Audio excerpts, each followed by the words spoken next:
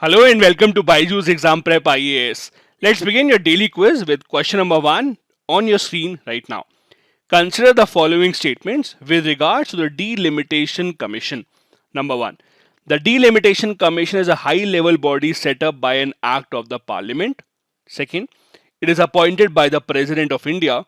And third, it works in tandem with the Election Commission of India. Which of these given statements is or are correct? The correct answer here is D, since all the three given statements are correct. As you know, delimitation is an exercise of redrawing of constituencies based on the changed population patterns. So after every 10 years when the census comes out and we see that the population of a certain place has increased or decreased, the number of seats allocated to that constituency also has to change accordingly. This decision is taken by the Delimitation Commission. This is a body appointed by the President of India after the Parliament passes an act after the census numbers come out. The reason why we are discussing this question is because the delimitation exercise is going on in the Union Territory of Jammu and Kashmir for a long time now. Ever since the state of Jammu and Kashmir was divided into two parts and converted into two union territories, the Delimitation Commission has been trying to see how exactly to allot the seats in the Legislative Assembly of Jammu and Kashmir to the remaining part of the Union Territory. It was constituted in March 2020, soon after J&K's special constitutional position was ended in August 2019. It's a three-member commission headed by retired Supreme Court Judge Justice Ranjana Prakash Desai. The commission also takes a decision on which seats would be reserved for scheduled castes or scheduled tribes while deciding on the allocation of the seats in the respective constituencies. The Delimitation Commission comprises of a retired Supreme Court judge, the Chief Election Commissioner, and the respective state election commissioners. They also take into consideration the advice of the state's MPs and MLAs before giving their final report. Interestingly, the report given by the Delimitation Commission cannot be changed by the government. It is final, it cannot be challenged anywhere. But the interesting part is from which date would that change be implemented? That is decided by the President of India. The main task of this Delimitation Commission is to redraw the boundary of 7 additional seats of the 83-member assembly in the Union Territory of Jammu and Kashmir. Next, question number 2. Which of the following is or are amongst the Ramsar sites in India? Sultanpur National Park of Haryana, Sundarbans Wetland of West Bengal, Somoriri Lake in Ladakh, Samaspur Bird Sanctuary of Uttar Pradesh. The correct answer here is D.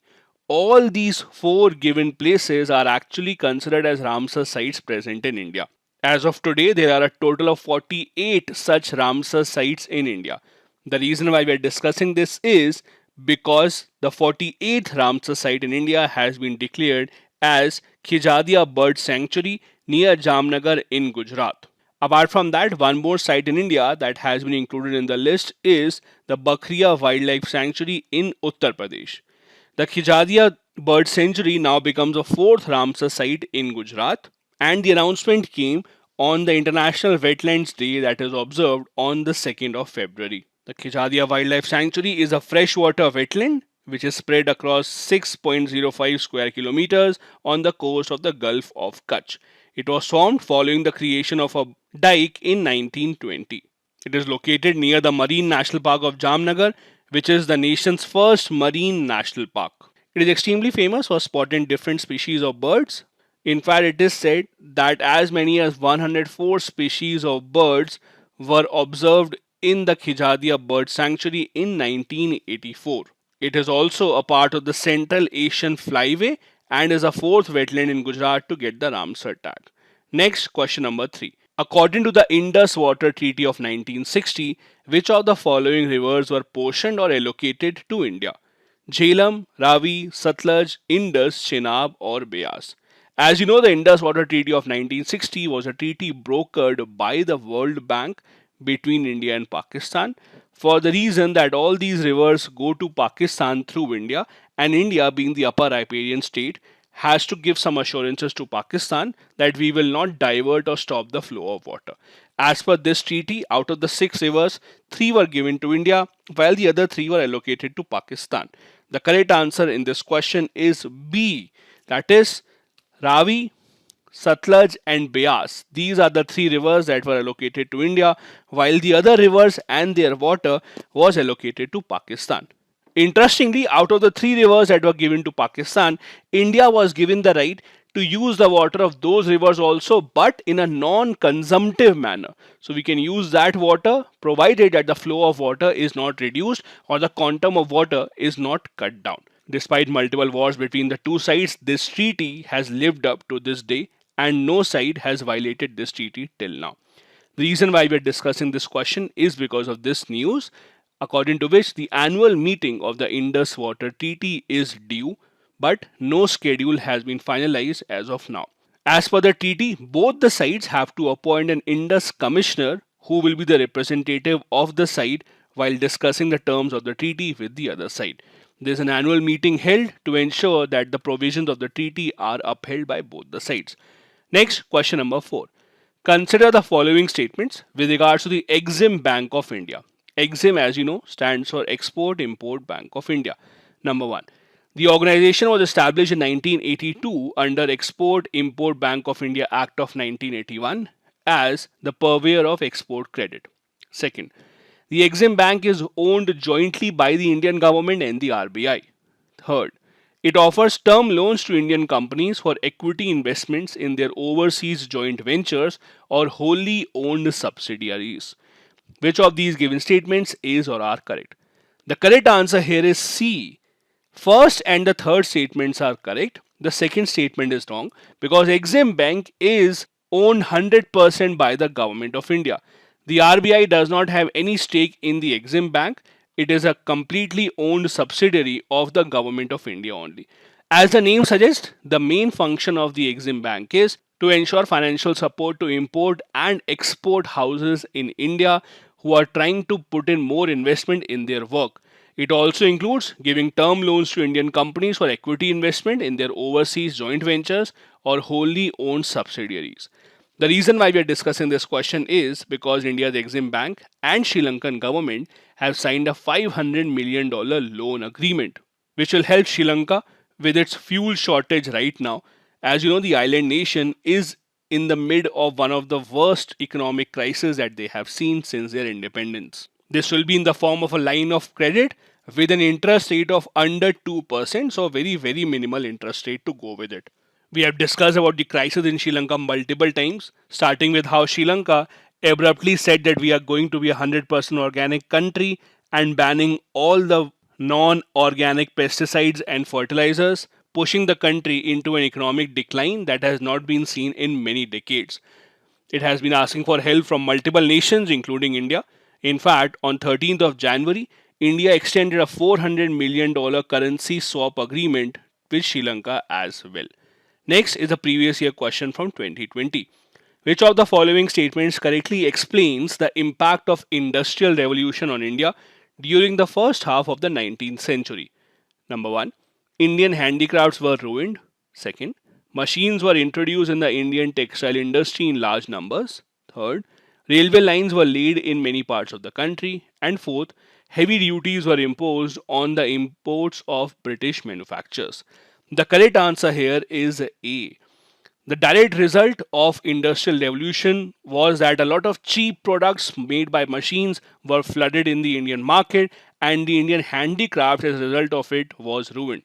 Indian handicraft, which was in demand in many parts of the world, was now replaced by cheap machine-made goods. Second is wrong.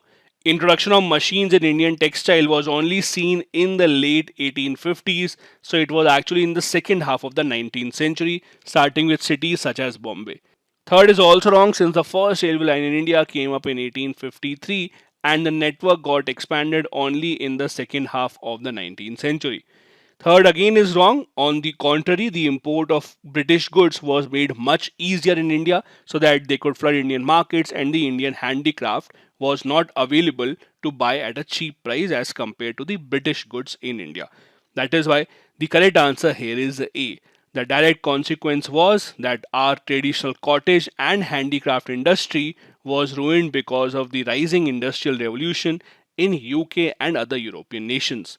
India, in fact, was used as a captive market for the British industrial goods. They used to dump most of their goods to India, by doing two things. Number one, not imposing any import duty on the British goods coming to India, and on the other hand, imposing high taxes whenever the Indian products used to go to British or other markets. Next, we have a fact of the day, and today we will be discussing about the Assam Arunachal Pradesh border dispute that has been in existence since 1951. Now, if you have to look at the history of the border disputes in the northeast part of the country, understand the fact that most of the northeast states that you see today were actually carved out of Assam only. And that is why you see most of these states have some border dispute or the other with Assam, be it Meghalaya, be it Arunachal Pradesh, or other states in that part of the country. This dispute between Arunachal and Assam has been going on since 1951. Arunachal Pradesh, as you know, was earlier a part of Assam and now shares an 800-kilometer boundary with Assam. The starting of the dispute goes back to the Inner Line Regulation which the British had introduced in 1873. So the history is that in the second half of the 19th century, British discovered oil in Assam, and in order to ensure that no outsider comes in and explores this oil and other minerals, the British introduced the inner line concept that if you have to come to the northeast part of India, you first have to take permission from the government. This is continued today also in some states of the northeast and is called the inner line permit. Although now it is meant not to protect the economic resources but more to protect the cultural identity of the northeast part of the country. Today's Arunachal Pradesh were earlier in 1915 designated as Northeast Frontier Tracts. After independence, the Assam government took control of the Northeast Frontier Tracts, and later on this area became NEFA, the Northeast Frontier Agency, in 1954. It later on was converted into a union territory of Arunachal Pradesh and then made a state in 1987. However, before it was carved out of Assam and made a separate entity, a committee headed by Assam Chief Minister Gopinath Bordoloi had made certain recommendations about NEFA, or today's Arunachal Pradesh. Based on that report, about 3,600 square kilometers of plain area was transferred from this NEFA to Assam.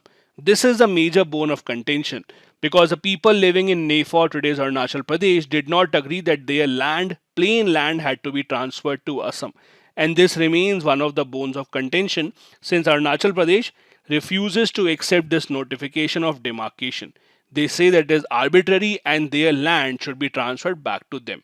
Since the 1970s, multiple efforts have been made to demarcate the boundary between the two states, but it has not been a success. Out of the 800-kilometer boundary, about 489 kilometers was demarcated by 1983-84, but Arunachal Pradesh again did not accept the recommendations and claimed that the large piece of plain land that was transferred to Assam should be given back to them. As a result, Assam filed a case in the Supreme Court in 1989, and the court appointed a local boundary commission in the year 2006.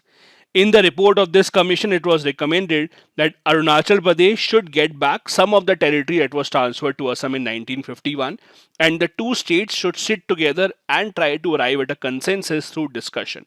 However, the plan was never implemented by any of the two states. Since then, there have been multiple instances when the two states have accused each other of building infrastructure in the disputed area, with Arunachal Pradesh in 1992 saying that people of Assam were building houses and markets and even police stations on their territory, while Assam saying that Arunachal Pradesh is encroaching on their forest land. The border areas have also seen violence from both the sides, and the police had to come in between to stop these confrontations. The reason why it is in the news is because in the last few months, the Assam Chief Minister has been discussing border issues with the other states such as Meghalaya and Nagaland as well, and there are hopes that these border issues will be resolved very soon. This is it for today's video. Thank you so much for watching.